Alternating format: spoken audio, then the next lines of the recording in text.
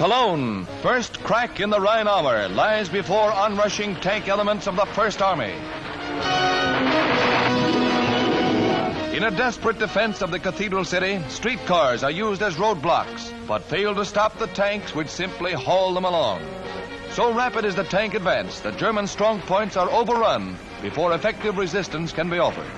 2 years of ceaseless bombings have reduced Cologne, Germany's fourth largest city, to a heap of rubble.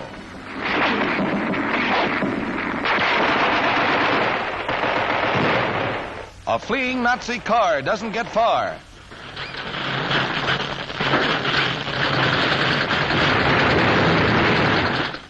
From now on, it's a street and sniping fight, and a careless Superman gets his.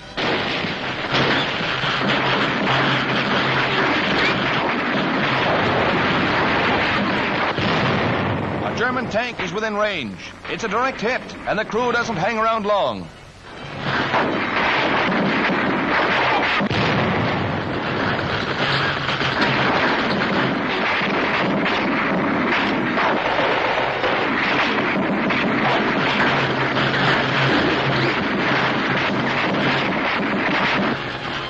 Germany's pride, as well as her men, were dealt mortal wounds at Cologne. One of the finest tributes to Allied air marksmanship is the great Dome Cathedral, spared in a city which was virtually leveled. Thousands of Cologne's defenders were trapped before they could flee across the Rhine, and countless vehicles were blasted to bits, while retreating Nazis barely had time to destroy the famous Hohenzollern Bridge, Cologne's last link with the East Bank.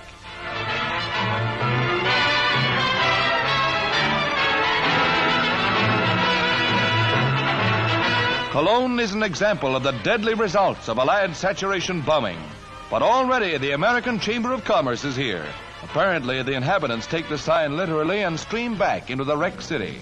But even the lightning Yanks haven't restored streetcar service yet.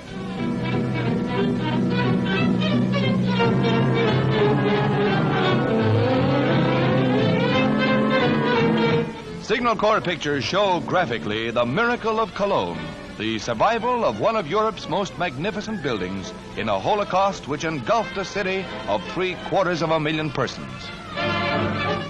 South of Cologne, at Remagen, our troops made one of the most spectacular coups of the war in capturing the Ludendorff Bridge intact minutes before the Germans were to blow it up. Prisoners streamed back as our men crossed the Rhine to establish our first bridgehead on the east bank of the river. Enemy planes come over and anti-aircraft fights them off.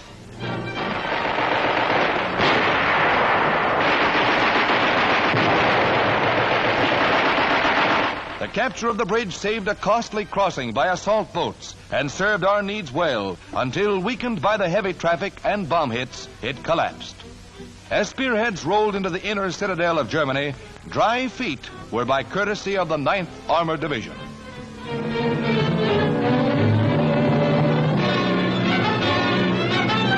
Men and supplies pour out of the East Bank in a leap that caught the Germans by complete surprise and trapped thousands of prisoners.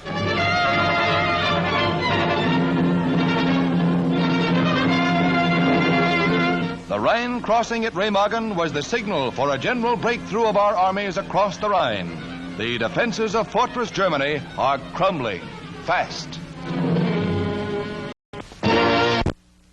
United States delegates to the United Nations Security Conference meet with President Roosevelt in Washington. Left to right are Congressman Bloom, Dean Gildersleeve, Senator Conley.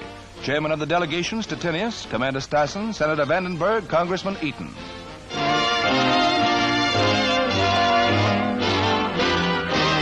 "39 peace-loving nations will meet in San Francisco beginning April 25th to prepare a security charter based on the Dumbarton Oaks proposals and the Yalta supplement. San Francisco's famous hotels, now overflowing with a wartime population, face a major housing problem with 3,000 visitors trying to occupy 2,300 rooms. The city's magnificent civic center will set the stage for this, one of the world's most fateful meetings. Veterans' War Memorial buildings will house the parleys. Back in Washington, the U.S. delegation meets to form preliminary plans for their part in the organization of a World Security Council and an International Court of Justice. Only member absent is Cordell Hull, senior advisor. Conference aims are stated by Secretary Statinius. The San Francisco Conference will have the great responsibility of preparing a charter for a world organization for peace and security. That will be its only job. It will not be a peace conference like the conference at Versailles to settle boundaries and fix reparations. The San Francisco Conference of all the United Nations will have before it the proposals drawn up at Dumbarton Oaks in Washington by the representatives of Great Britain, the Soviet Union, the Chinese, and the United States governments. These proposals have now been before the peoples of the world for their full and free discussion for almost half a year. I am confident that the goal of a world security organization is now within our grasp.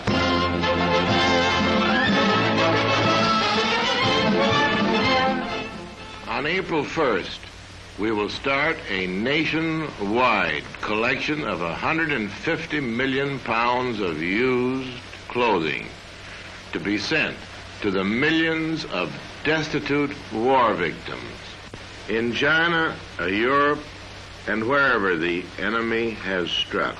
Millions are homeless and without clothing, shoes, or bedding. Deaths from exposure among these men, women, and children equal deaths from starvation. In your home you will find good used clothing, shoes, and bedding that you and your family can spare. Children's clothing is especially needed. Start now to gather your clothing gifts. Your local clothing collection committee will announce the method of collection. Remember the date, April 1st to 30th, and don't forget, what can you spare that they can wear?